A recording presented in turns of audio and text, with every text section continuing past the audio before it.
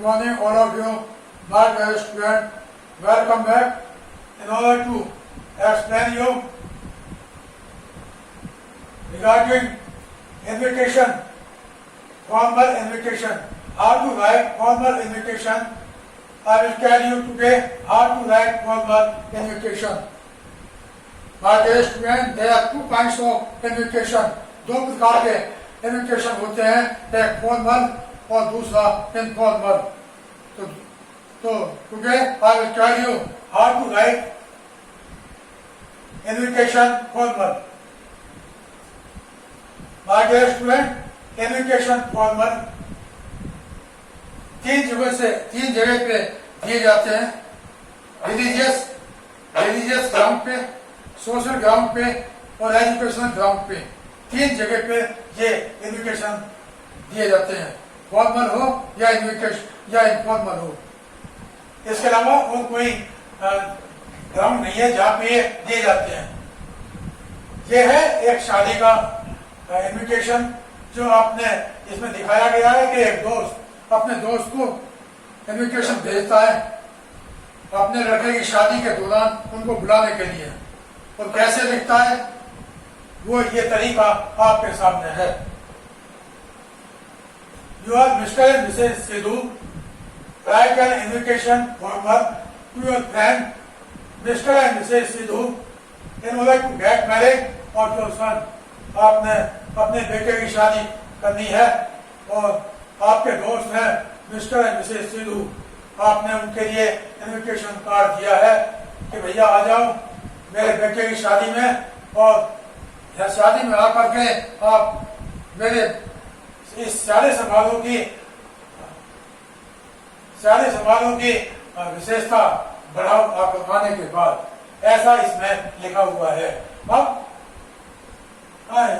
How you have to write down by making a format.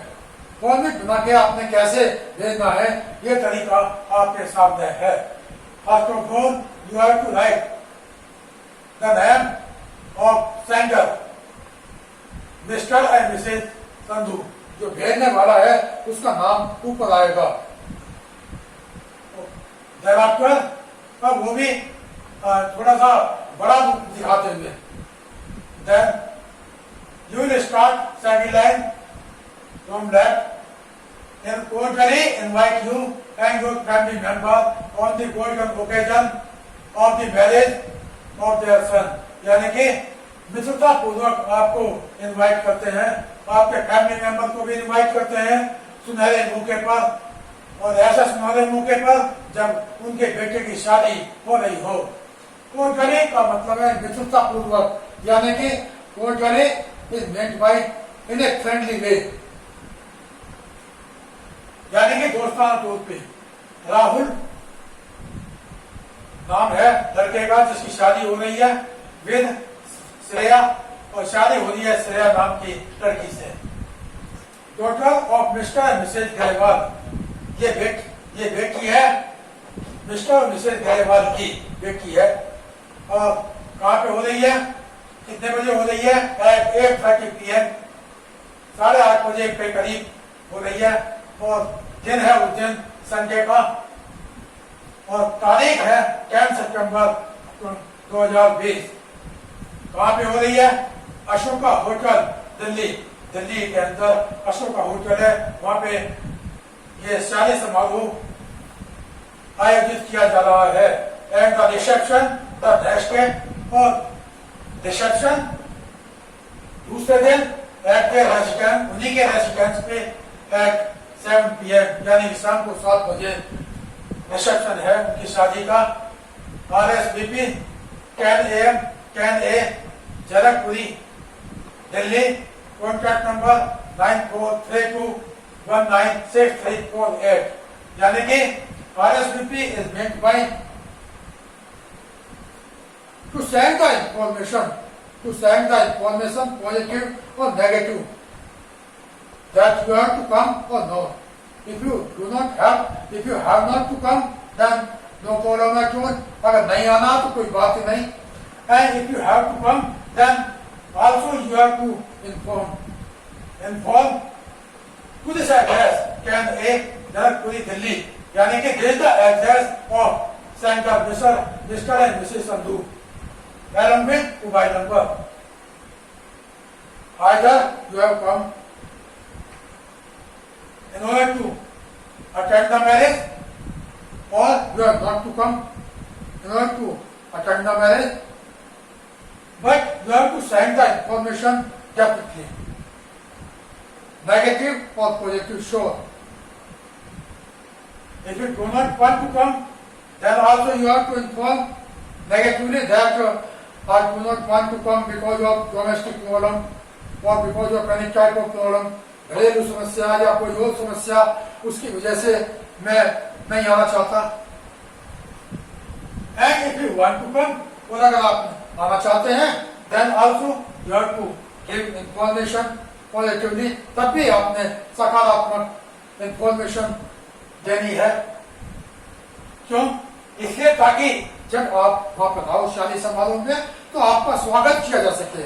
RSVP का मतलब है कि आपने इंफॉर्मेशन देनी है और न आने के बारे में या आने के बारे में।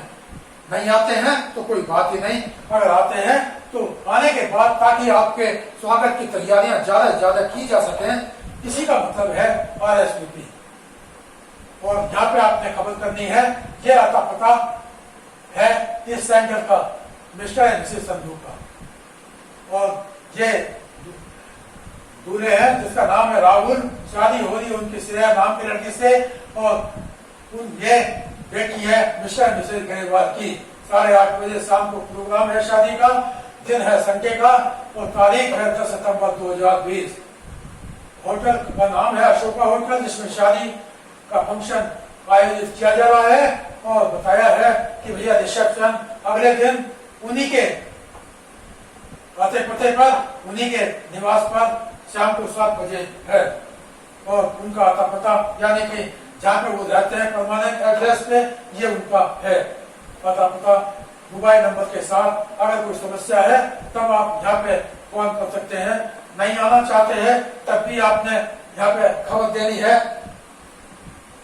If you do not want to come, then also you have to inform at this address, and if you want to come, then also you have to inform at this address along with mobile number. In order क्यों करनी है? In order to welcome you in a perfect photo when you this year, ताकि जब आप आओ, ताकि आपका स्वागत अच्छी तरह से किया जा सके। नहीं आओ तो कोई बात नहीं।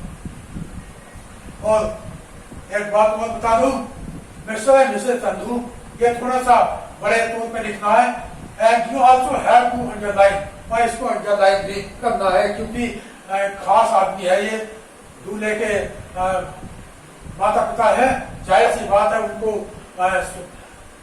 उनको स्वागत करना है। स्वागत करने के लिए आपने अंडरलाइन करना थोड़ा सा बड़े रूप में।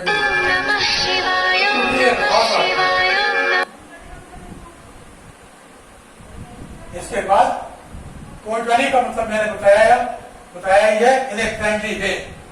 यहाँ पे आ जाओ वापस।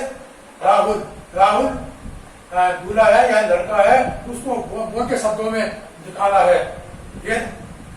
वेद को दिखाने की जरूरत नहीं है, नॉर्मल लिखा जाएगा जैसे आप लिखते हैं।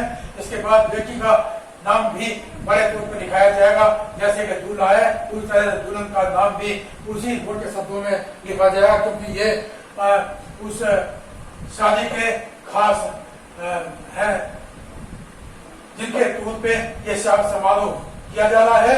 और साथ ही इतना सारा फंक्शन, इतने सारे लोग इकट्ठे हुए हैं, तो जाहिर सी बात है इनको कैपिटल वर्ड में लिखना है और साथ ही थोड़ा बड़े रूप में दिखाना है। तो मिस्टर एंड मिसेस गरीवाल को आपने you have to underline Mr and Mrs Gariwal will total is time 8:30 p.m. You also have to underline it, इसको भी अंडरलाइन करना है। संकेत you have to अंडरलाइन करना है। 10 सितंबर 2020 you also have to underline Ashoka hotel Delhi, also underline, and the reception the next day at the #10 underline it also at 7 p.m. underline it also. And in the last of all, you have to underline the mobile number. Because of being the important words or phrases, क्योंकि ये important शब्द आवश्यक शब्द हैं या आवश्यक phrase हैं, इनको आपने अंडरलाइन करना है। खास तौर से उन शब्दों को या फ्रेज को अंडरलाइन किया जाता है जो खास होते हैं। जैसे कि आपके घर में कोई खास मेहमान आता है, मेहमान भी दो प्रकार के होते हैं, एक थोड़ा सा पुराने हो गए होते हैं, एक नए होते हैं। तो पुराने हो गए होते हैं उनको इतना स्वागत नहीं किया जाता जितना कि नए का किया जाता है। ठीक उस तरह से जो खास चीज है, खास वर्ड या फ्रेज है, उनको आपने अंडरलाइन करना है। और सबसे खास जो है दूल्हा और दुल्हन, उनको आपने कैपिटल शब्दों में और वो भी मोटे रूप में आपने दिखाना है। और then in the last of all, when you complete your invitation formal, then in the last of all, you have to make a box. You have to make a box by drawing a line around it. इसके चारों तरफ line खींच के आपने इसका box बनाना है। Then it will be known as invitation formal. तब ये invitation formal जाना जाएगा अपने रूप में अच्छी तरह से। इसके बाद कोई शक नहीं रह जाएगा कि इसमें कोई कमी है। If you have written the invitation formal like this in the same way in which I have shown you on the whiteboard, ठीक उसी रूप में जिस रूप में मैंने आपको दिखाया है। By making underline, by writing the words or phrase in capital or in large shape, like this, like this, like this, and also making underline all the words and phrases, और उन शब्दों को phrase को underline करते हुए which you understand as important, जिसे आप समझते हैं ये आवश्यक है। Along with mobile number, name of place, time, date, then the name of doctor, Mr. and Mrs. Gaiman, and the name of boy, Mr. and Mrs. Sandhu. These all you have, and in the last of all, residence and time, you have to underline them because of being important words or phrases, क्योंकि ये important आवश्यक शब्द और phrase हैं, इनको आपने underline करना है। अंडरलाइन इसलिए किया जाता है ताकि पढ़ने वाले को ज्यादा ध्यान न देना पड़े, मोटे तौर पर पढ़ दें और खास शब्दों को जो अंडरलाइन हो रखे हैं उनको अच्छी तरह से ध्यान दें, इसलिए उनको किया जाता है। वैसे कि जो आवश्यक शब्द है, इम्पोर्टेंट है, उनको किया जाता है। इसको ये भी एक इसका रास्ता है, तरीका है अंडरलाइन करने का, यही वजह है इसकी अंडरलाइन करने की। My dear student, after writing this all, you have to make the underline of the important words or phrases as Mr. and Mrs. Grewal at 8:30 p.m.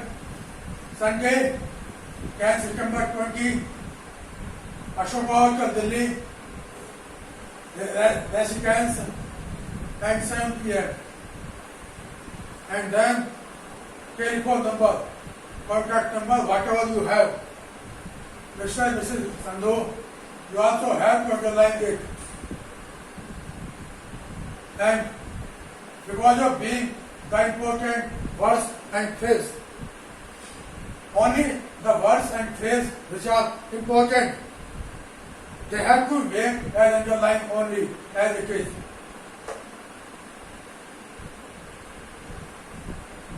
And also you have to write down by giving one line gap in each line. At least one line gap has to be given in each line like this. One line gap, then one line gap, one line gap, one line gap. Because of being the whole of the invitation formal as important. Also, it is not written down in as historical type question.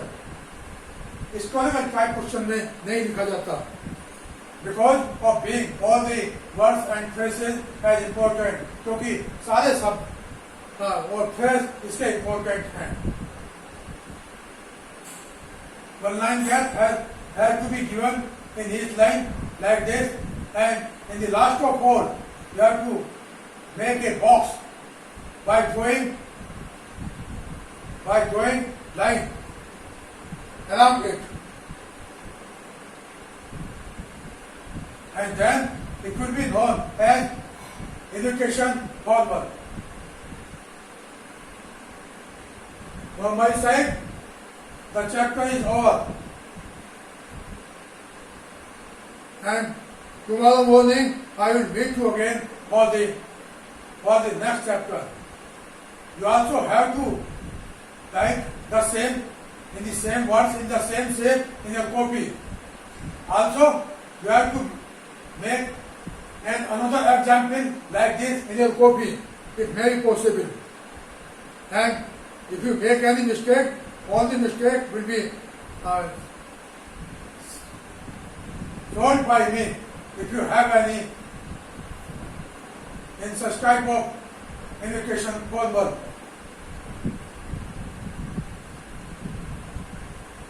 Today's topic is over, and tomorrow morning I will meet you again for the next chapter. Also, to make your comment if you have any. धन्यवाद, नमस्कार, जय हिंद.